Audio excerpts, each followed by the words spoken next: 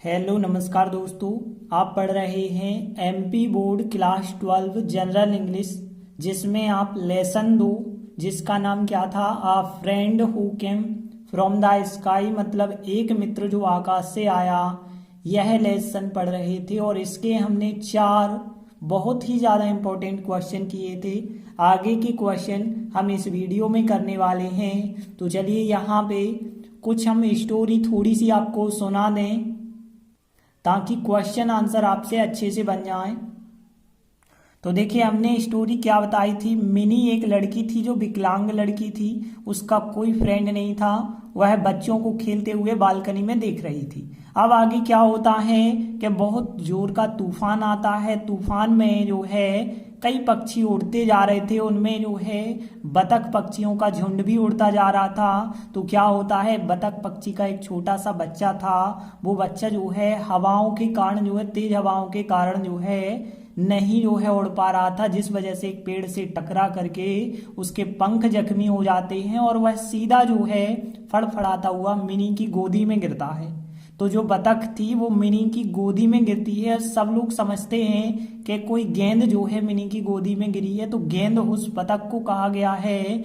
वह जो है इसलिए गिर जाती है क्योंकि वह जो है अपने साथियों के साथ उड़ने का प्रयास कर रही थी, क्योंकि उसके साथी जो थे, मतलब उसके हम कह सकते हैं परिवार वाले जो भी होंगे बतख के, वो थोड़ी ज्यादा उम्र के थे, इस वजह से वो तूफान का सामना करके उड़ जाते हैं। लेकिन यह जो बतख पक्षी थी छोटी थी, तो अपने साथियों के साथ जाना चाहती थी। इसी प्रयास में वो अपने पंख जख्मी कर लेती है और पंख जख्मी कर करके वह मिनी की गोदी में गिर जाती है और वह बेहोश हो जाती है। अब जैसे ही यहाँ मिनी की गोद में गिरती है तो मिनी की माँ आ जाती हैं और फिर उस बतख को उठाती हैं और जो है फिर उसके लिए कुछ खाना खिलाने की सोचती हैं। तो उसे जो है चोंच खोल करके इंक फिलर की सहायता से, मतलब जो स्याही भरने का शीशी होती है उसकी सहायता से वो क्या करती हैं, उसको खाना खिलाती हैं और अपने पास जो है रख लेती हैं उस पक्षी को। उसे एक टोकरी में रख देती हैं और अगली सुबह देखती हैं कि वह जो है उस टोकरी से गायब है। टोकरी बिल्कुल खाली मिलती है तो मिनी घबरा जाती है, परेशान हो जाती है। थोड़ी सी आगे स्टोरी इसी प्रकार से है। तो देखिए 5वां क्वेश्चन है, क्योंकि 4 तो आप पढ़ चुके हैं। What was the ball that fell in her lap. Question का पहले आप मीनिंग समझा करें। व्हाट वाज क्या थी, द बॉल मतलब वह गेंद क्या थी, दैट मतलब जो, और फेल फाल का सेकंड फॉर्म है, फेल मतलब गिरी, इन हर लैप मतलब उसकी गोदी में गिरी, मतलब मिनी की गोद में गिरने वाली गेंद क्या थी। तो हमने बताया जो मिनी की गोद में गेंद गिरी थी वो क्या थी, एक बतख थी।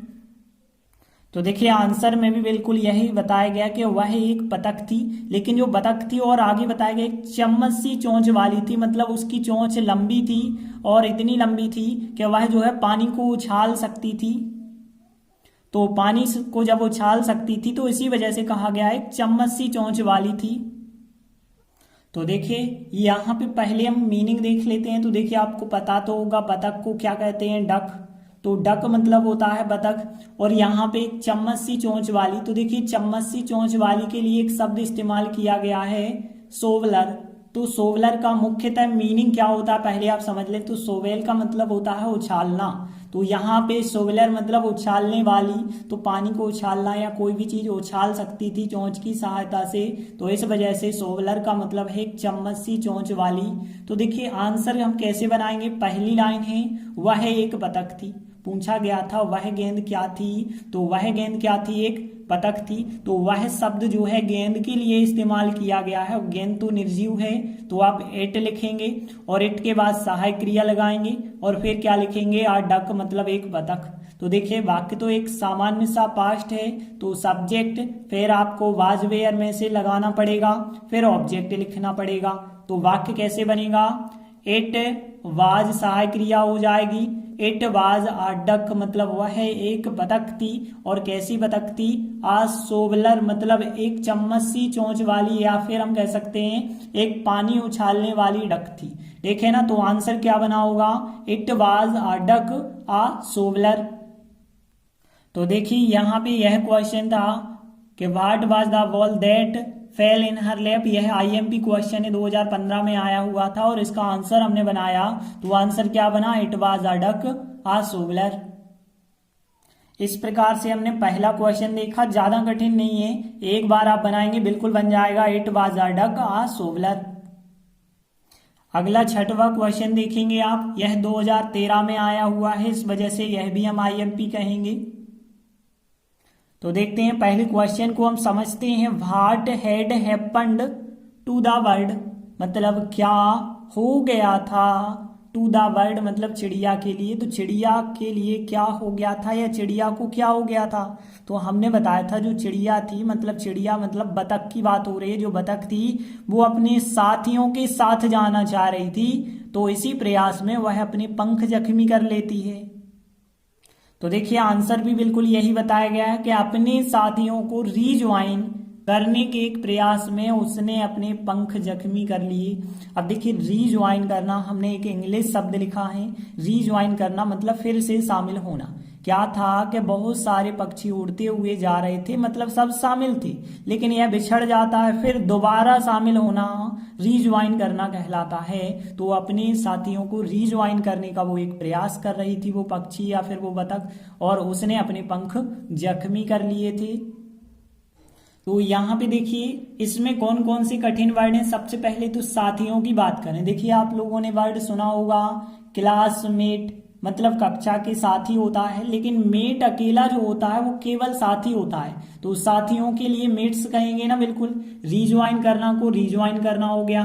प्रयास, प्रयास करना यदि कहते तो ट्राई होता है, लेकिन प्रयास अकेले के लिए एफर्ट होता, तो ध्यान रखें एफर्ट, एफर्ट मतलब प्रयास हो गया। और मेट्स, मेट्स का मतलब क्या हो गया, साथियों के लिए कहते हैं। और पंख, पंख के लिए तो आपने पिछली क्लास में पढ़ा होगा विंग, विंग का मतलब होता है पंख, एक पंख, लेकिन बहुवचन की बात करें तो विंग्स।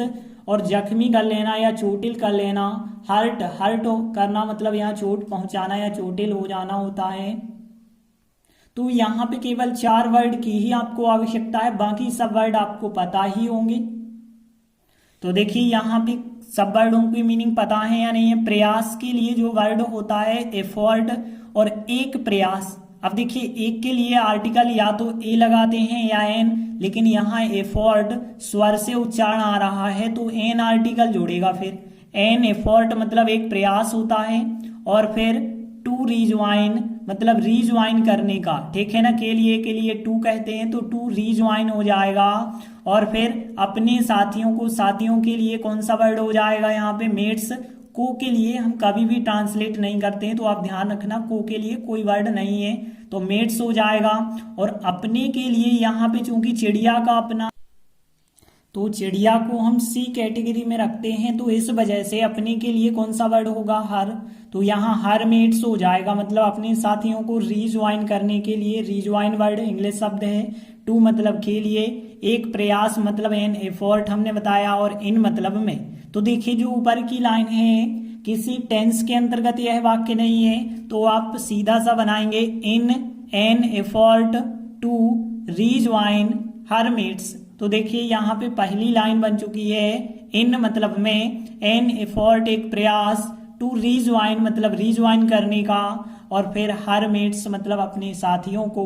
फिर देखिए अगली लाइन यदि हम देखें, उसने अपने पंख जख्मी कर लिए थे, मतलब यहाँ पे वाक्य है पास्ट परफेक्ट टेंस, तो subject head third form object आपको लगाना पड़ेगा। तो यहाँ पे उसने का मतलब है उस चिड़िया ने, चिड़िया सी कैटेगरी में होती है, तो यहाँ सी के बाद यहाँ पे सहायक क्रिया आप लगाएंगे हेड। तो यहाँ सब्जेक्ट लिखा हमने सी, फिर हेड, और फिर यहाँ पे जख्मी कर लेना क्या होता है, हर्ट। हर्ट का थर्ड फॉर्म, तो हर्ट का थर्ड फॉर्म हर्ट ही होता है, तो यहाँ पे हर्ट। और फिर अपने पंख मतलब पंख के लिए विंग्स कहते हैं, और हर लिखना होगा तो हर विंग्स। तो देखिए यहाँ नंबरिंग कर दें तो सी हेड हर्ट, उसने जख्मी कर लिए हर विंग्स मतलब अपने पंख। तो देखिए पूरा आंसर क्या बना, in an effort to rejoin her mates she had hurt her wings. तो देखिए आंसर बन गया है in an effort to rejoin her mates she had hurt her wings. तो इस प्रकार से आपका आंसर हो जाएगा। तो यह आंसर भी कठिन नहीं था, एक दो बार आप बनाएंगे, ट्राई करेंगे, बिल्कुल आपसे आ जाएगा। देखिए अगला 7वां क्वेश्चन है, यह भी आईएमपी है क्योंकि 2014-2016 में आया हुआ क्वेश्चन है। तो देखिए क्वेश्चन 7वां क्या है, how was the bird fed. यहां पे देखिए क्वेश्चन का मीनिंग क्या है, किस प्रकार, हाउ मतलब किस प्रकार से चिड़िया को, और फीड का थर्ड फॉर्म है फेड, फेड मतलब खाना खिलाना का थर्ड फॉर्म है ये। तो चिड़िया को किस प्रकार से खाना खिलाया गया। तो हमने आपको बताया था कि चिड़िया को जो है उसकी पहले चोंच खोली गई, उसके बाद जो है एक इंक फिलर जो स्याही भरने की दवात होती है उससे खाना खिलाया गया। तो देखिए यहाँ पे आंसर में भी बिल्कुल यही बताया गया कि चिड़िया को उसकी चोंच खोलने के बाद एक इंक फिलर से खाना खिलाया गया। तो देखिए यहाँ पे आप इसका आंसर एक ही लाइन में बनाया गया है।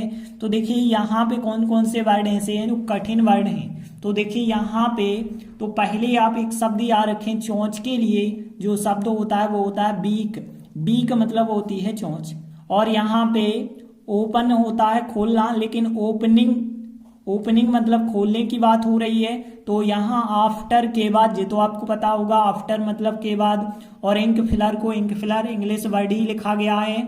और किसी भी चीज की हेल्प से जब कोई कार्य करते हैं तो से मतलब विथ लिखा जाता है, और बाकी वर्ड सरल हैं। तो देखिए इसका आंसर फिर कैसे बनेगा। देखिए चिड़िया को आपको पता है, चिड़िया को मतलब द वर्ड हम कहेंगे। अब देखिए चोंच मतलब यहाँ पे बीक, तो यहाँ पे देखिए बीक ही लिखेंगे। अब उसकी चोंच, तो यहाँ पे देखिए उसकी चोंच मतलब चिड़िया की चोंच। तो चिड़िया को वैसे तो रखा गया है सी कैटेगरी में, तो आप उसकी के लिए यदि हर लिख दें तो भी सही है।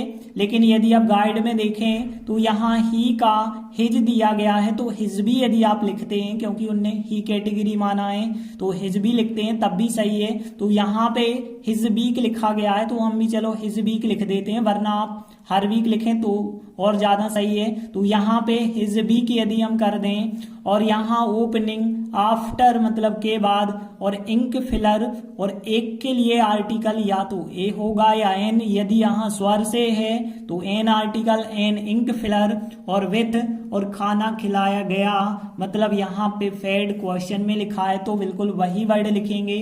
अब देखिए हम आंसर कैसे बनाएंगे कि यहाँ पे सबसे पहले आएगा द वर्ड, और वाज सहायक क्रिया क्वेश्चन में दी गई है तो वाज सहायक क्रिया हमने लगाई। तो देखिए द वर्ड मतलब चिड़िया को, वाज फेड मतलब खाना खिलाया गया, और विथ मतलब से, एन इंक फिलर से, और फिर आफ्टर ओपनिंग मतलब खोलने के बाद, और हिज बीक मतलब उसकी चोंच खोलने के बाद। तो आंसर क्या बना, द वर्ड मतलब चिड़िया को, और फिर वाज फेड, ना तो क्वेश्चन में द वर्ड, फिर वाज स्थान पे आ गई फेड, तो the bird was fed with an ink filler, an article लगा के an ink filler after opening और हिज बीक। तो देखिए इस प्रकार से आपका आंसर बन जाएगा the bird was fed with an article लगा है an ink filler after opening his beak. तो इस प्रकार से यह क्वेश्चन भी ज्यादा कठिन नहीं है, एक लाइन का है, आपसे बन जाएगा। इसके बाद हम देखते हैं 8वां क्वेश्चन। देखिए भले ही किसी भी परीक्षा में नहीं आया है लेकिन फिर भी थोड़ी महत्वपूर्ण है क्वेश्चन। देखिए 8वां क्वेश्चन क्या था, व्हाट वाज मिनी रिएक्शन, मतलब मिनी की क्या प्रतिक्रिया थी। ठीक है, रिएक्शन मतलब होता है प्रतिक्रिया, अपोस्ट्रोफी मतलब की काके की वर्ड होता है। तो मिनी की क्या प्रतिक्रिया थी जब वैन मतलब जब सी फाउंड उसने पाया, मित्र बास्केट मतलब मित्र की टोकरी, यहाँ पे जो पक्षी था उसे उसने मित्र बना लिया था, तो मित्र की टोकरी को एम्प्टी मतलब खाली पाया, इन द मॉर्निंग मतलब सुबह है। तो मिनी की क्या प्रतिक्रिया थी जब उसने सुबह मित्र की टोकरी को खाली पाया। तो हमने आपको बताया था कि मिनी जैसे ही देखती है कि जो मित्र है सुबह अपनी टोकरी में नहीं मिलता है तो वो घबरा जाती है, व्याकुल हो जाती है। तो यहाँ पे देखिए आंसर भी यही बताया गया कि मिनी घबरा गई और व्याकुल हो गई जब उसने सुबह मित्र की टोकरी खाली पाई। तो देखिए यहाँ पे यदि हम देखें आंसर की 2 लाइनें हैं और 1 लाइन तो क्वेश्चन की है, तो केवल पहली लाइन को ही तो ट्रांसलेट करना है। तो यहाँ पे देखिए कुछ मीनिंग आप समझिए। एक वर्ड होता है वीकम, और वीकम का मतलब होता है होना, और वीकम का सेकेंड फॉर्म होता है वीकेम, थर्ड फॉर्म वीकम का वीकम ही हो जाता है। तो यहाँ पे हो गई के लिए जो है बीकम शब्द इस्तेमाल करेंगे हम। अब देखिए व्याकुल, व्याकुल का मतलब होता है परेशान, परेशान को हम कह सकते हैं डिस्टर्ब्ड, ठीक है ना। तो डिस्टर्ब्ड मतलब होता है परेशान या व्याकुल, और घबरा गई मतलब एक प्रकार से भयभीत हो गई, डर गई। तो यहाँ पे डर गई या फिर घबरा गई, ये होता है हॉरिफाइड। तो यहाँ पे देखिए आपके पास 1 2 3 वर्ड ही आपको, हॉरिफाइड मतलब यहाँ पे घबरा गई तो हॉरिफाइड हो जाएगा, एंड डिस्टर्ब्ड हो जाएगा, और हो गई के लिए बीकम होगा, और मिनी के लिए मिनी होगा। तो अब यहाँ पे ध्यान देना कि मिनी घबरा गई या व्याकुल हो गई, ये कौन सा टेंस है, पास्ट सिंपल है। पास्ट सिंपल में सब्जेक्ट सेकंड फॉर्म ऑब्जेक्ट लिखते हैं। तो यहाँ पे सबसे पहले आएगा सब्जेक्ट मिनी, फिर मिनी के बाद सेकंड फॉर्म आएगा, सेकंड फॉर्म क्या होगा, बी केम, बी केम, तो मिनी बी केम, और फिर यहाँ पे यह पूरा आपका एक ऑब्जेक्ट की तरह कार्य करेगा। तो यहाँ पे हम कह सकते हैं हॉरिफाइड एंड डिस्टर्ब्ड। तो यहाँ पे आंसर पहली लाइन का बना Minnie became horrified and disturbed. और देखिए यह लाइन तो पूरी क्वेश्चन की होगी, तो यहाँ पे देखिए व्हेन से लगा के लास्ट तक जो है, मॉर्निंग तक जो है, इतना पूरा आपको लिखना होगा, तो दूसरी लाइन आपकी ट्रांसलेट हो जाएगी। तो यहाँ पे आंसर पूरा बना Minnie became horrified and disturbed when she found मित्र basket empty in the morning. तो देखिए इस प्रकार से आपका आंसर बन जाएगा Minnie became horrified and disturbed when she found मित्र basket empty in the morning. तो इस प्रकार से हमने आज 4 महत्वपूर्ण प्रश्न समझे। इन चारों में से कोई भी प्रश्न आ सकता है, लेकिन आप 1-2 बार यदि अभ्यास करेंगे तो ये चारों के चारों क्वेश्चन आपसे बनने लगेंगे। अभी इसके और भी महत्वपूर्ण क्वेश्चन बचे हैं दीर्घ उत्तरीय के लिए, तो वे हम आगे के वीडियो में करेंगे। तब तक के लिए धन्यवाद।